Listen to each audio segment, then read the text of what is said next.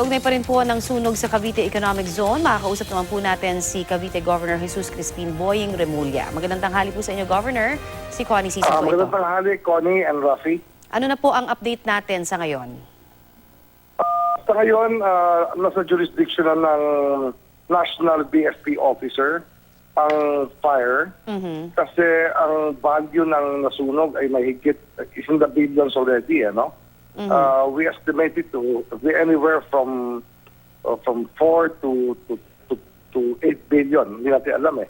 Kasi yung building lang kasi mismo is 6 hectares and 3 stories, no? Ang laki, 3 stories. Malaki talaga.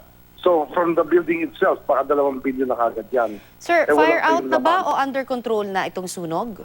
Under control na. The PFP was able to enter the premises less than an hour ago, maybe 45 minutes ago.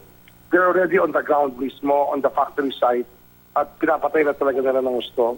Andun na yung mga fire hoses are inside the factory site already. Sir, may mga nakarating na ho ba sa inyong tanggapan kung ilan po talaga yung bilang ng pinaniniwalaang natrap pa sa loob?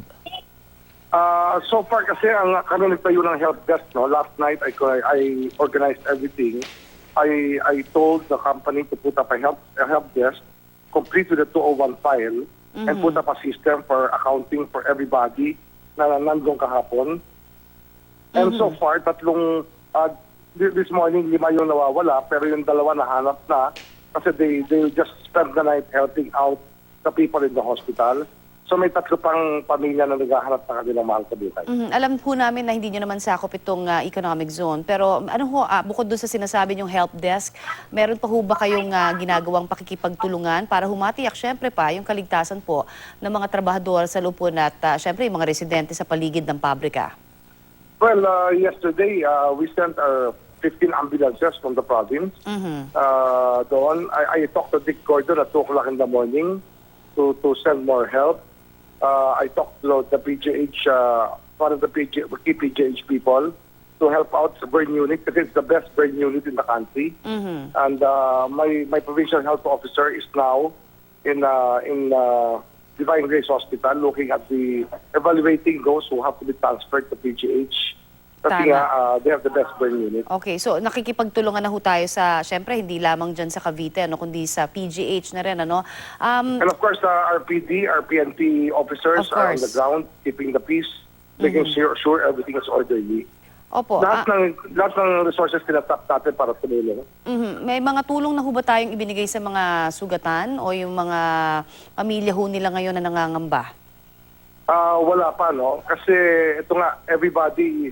Ito, isang continuous time lang to sa amin from last night. Dire-diretso ang trabaho namin for the past 16 hours. Right. Ang mga kasi yung mga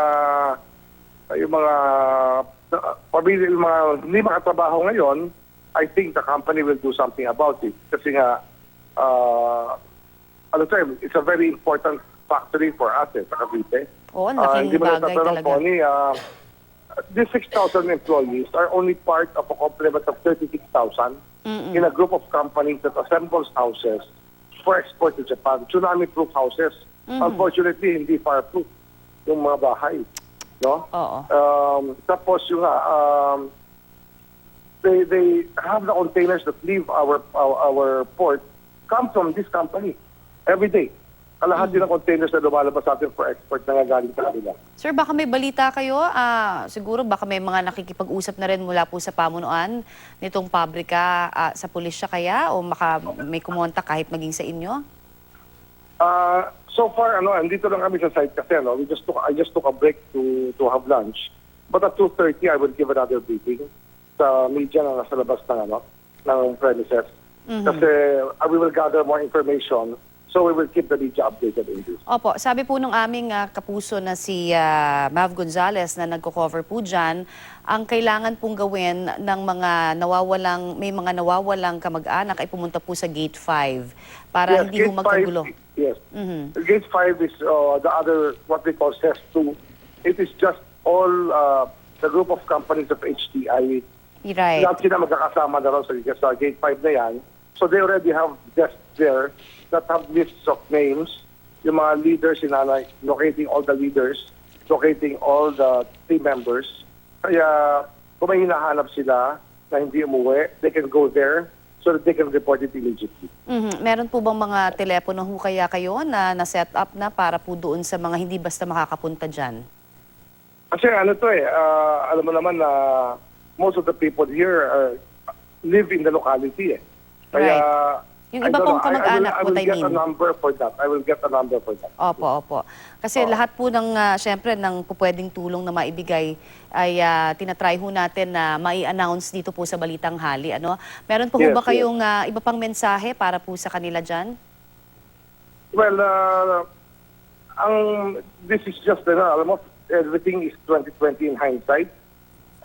Probably it's time to look at the present law because of the problem that usually arises regarding turf. And mabuti na lang we were able to prevail upon everybody to forget about turf. And then we did probably a review of the fire code. Marami tayong kailangang matutunan dito. Pero yun nga, yung local government role, dito naman, we were able to operate in spite of the fact that it's not our turf. Pumapayag naman sila, but it has to be institutionalized in the charter of the PESA. All right. Marami pong salamat, sir, sa inyo pong Maraming binigay sa salamat, aming oras. Tony and Rafi, salamat. Opo, at bibigyan syempre natin ng dasal ang ating mga kababayan na sugatan po dyan. Maraming salamat, Governor. Yan po naman si Governor Boying Remulla.